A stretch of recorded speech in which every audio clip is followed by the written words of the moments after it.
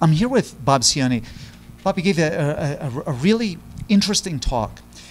When I go to meetings in the U.S., the talk is about multifocal lenses and different technologies for multifocals, and that's all well and good. When I go to European meetings, all that anybody ever talks about are trifocal lenses, which of course we don't have here in the U.S. Bob, are trifocal lenses all that? Well, that's a great question. It's sort of a difficult question for me because we don't have trifocals here yet. Now, I have had the opportunity of participating in an FDA trial with the PanOptix lens, Josh. So I have that limited experience here, but most of the experience is outside the U.S. at this point in time.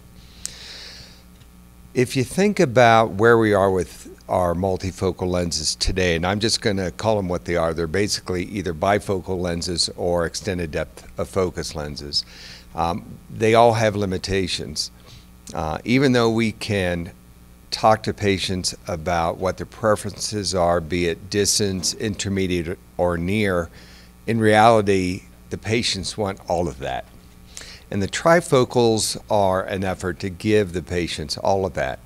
In the past, the fear has been that, well, if we separate that light into 3 different focus points, then we may actually have a significant decrease in contrast, more glare, more halos, and although those vision points are achieved, the side effects might be too much for the patient.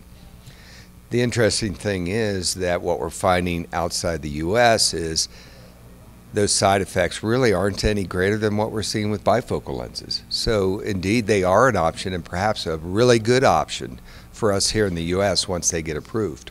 Yeah, so it's interesting since there does seem to be the separation between the problems that we anticipate with these lenses and the reports from the patients who are satisfied with them.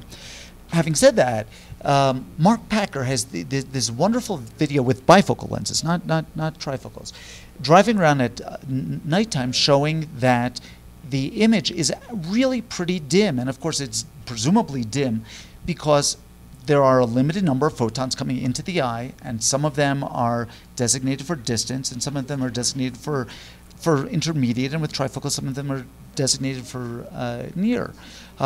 Is that cost, that optical cost, too great? Yeah, and that's going to vary patient by patient and also by lens designs.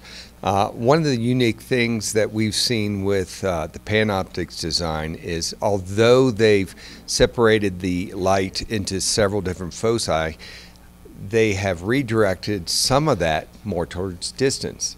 And they've gone back to a non-apodized type of lens so that as the pupil gets larger, let's say you're driving at night, it's dimmer, you're in mesopic conditions, that pupil dilates. Instead of having more difficulty with that, you actually get a better result because that light is redirected towards distance.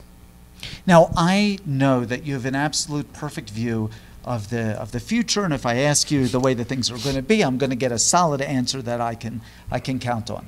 So what's going to happen? What's going to happen in the U.S. when eventually, as undoubtedly eventually we will, have trifocal lenses? Well, it gives us one more option, and honestly, based on what I've seen through the study and the reports that I've seen elsewhere, I think we're going to see history repeat itself in that you're going to see a lot of the bifocal patients moving to trifocal lenses. I know that I was impressed enough with what I've seen that when it comes time for me to have a cataract, if I had to choose single focus, bifocal, or trifocal, I'm going with the trifocal. Yeah, well, that's a strong statement there, Bob. I want to thank you for bringing this eminently practical topic to us. And as always, for being so very generous with your time with us today. Thank you.